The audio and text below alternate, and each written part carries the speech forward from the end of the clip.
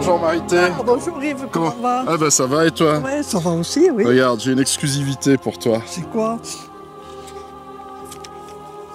Oh, génial! Qu'est-ce qu'elle est belle cette église! Ouais, j'ai une bonne surprise pour toi là, regarde. Ouais. C'est un QR code? Oui, c'est avec le téléphone, tu vas scanner et tu vas voir, ça va être super.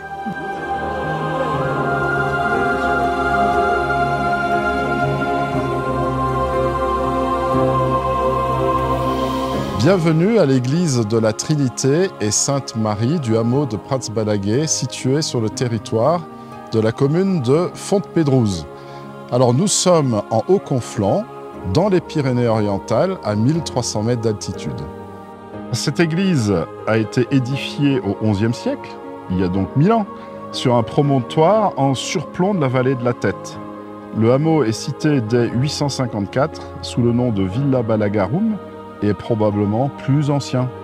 C'est une modeste église rurale construite par des artisans locaux selon les techniques des bâtisseurs du XIe siècle, donc c'est du style roman. Alors l'église est située non loin des bains de Saint-Thomas, qui sont des sources thermales d'eau chaude très appréciées et qui étaient fréquentées dès l'époque romaine, puisqu'à proximité de la Via Confuentana, qui suivait le fond de la vallée de la Tête, comme la RD 66 aujourd'hui, ou le petit train jaune qui passe à Fontpédrouse.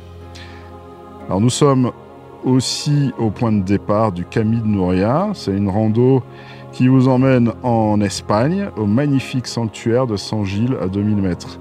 C'était la destination du traditionnel pèlerinage des bergers de la région. Une tour à signaux de l'époque majorquine domine le village et gardait la vallée et le Camí de Núria et témoigne du passé historique du hameau de Prats-Balaguer.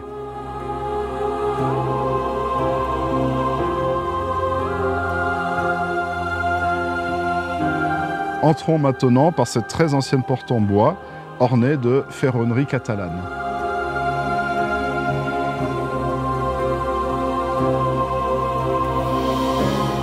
Bienvenue les amis, nous voici au cœur de la nef de notre église de style roman, qui sert au culte depuis plus de 1000 ans. Vous allez le voir, cette église recèle de magnifiques trésors.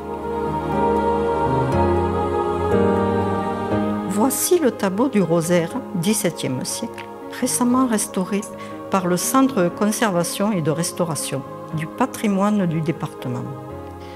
La Vierge remet un rosaire à Saint-Dominique et l'enfant Jésus à Sainte Catherine de Sienne. Dans une autre chapelle, voici le rétable de Sainte Catherine d'Alexandrie et une armoire, cadireta en catalan, et la statue de la Vierge à l'enfant classée. C'est un décor de la Semaine Sainte, donc ça s'appelle un monument du Jeudi Saint. C'était donc une pratique qui existait autrefois dans tout le lac méditerranéen et notamment dans notre département. C'est un des plus complets du département avec celui de Calmeil puisqu'il a gardé l'escalier, voilà, le sacraire qui est au bout de l'escalier. Et il a été donc restauré par le CCRP de Perpignan. Il a été exposé en 2013 au Palais ducal de Gênes et il est classé monument historique. Voilà. L'utilisation de ce monument a été arrêtée après la Deuxième Guerre mondiale, puisque les gens tapaient sur les deux soldats romains en disant « Calmata jueus », il faut tuer les Juifs. Voilà.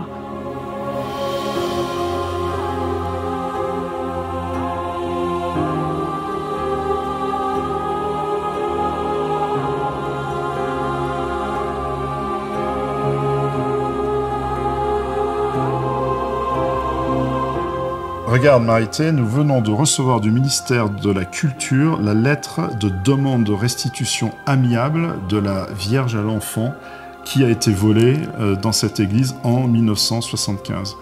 Donc la demande elle est faite à la détentrice précaire qui réside à l'étranger. C'est vraiment formidable. C'est absolument génial. 50 ans après, on y aurait presque plus cru. Oui. Voilà, c'est ça.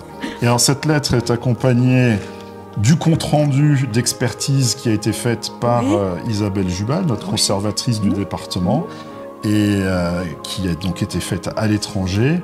Et regarde, on a les photos de notre Vierge, de la vie de recherche. Oui, la Vierge, avec l'enfant avec les jambes croisées, ça, on le reconnaît vraiment. Et regarde, ici, la tête, on reconnaît absolument ici, la tête, ici, et là, en particulier. La couronne, voilà, c'est ça, exactement. L'affiche Interpol est là, les avis de recherche, classement du monument historique. On puisse un jour génial. Récupérer. Et ce jour-là, il faut faire le tour du cimetière et la montrer à tous nos anciens qui l'ont attendu des années et des années. Et à tous les vivants aussi, on fera une fête formidable. Eh bien, pourvu qu'elle revienne.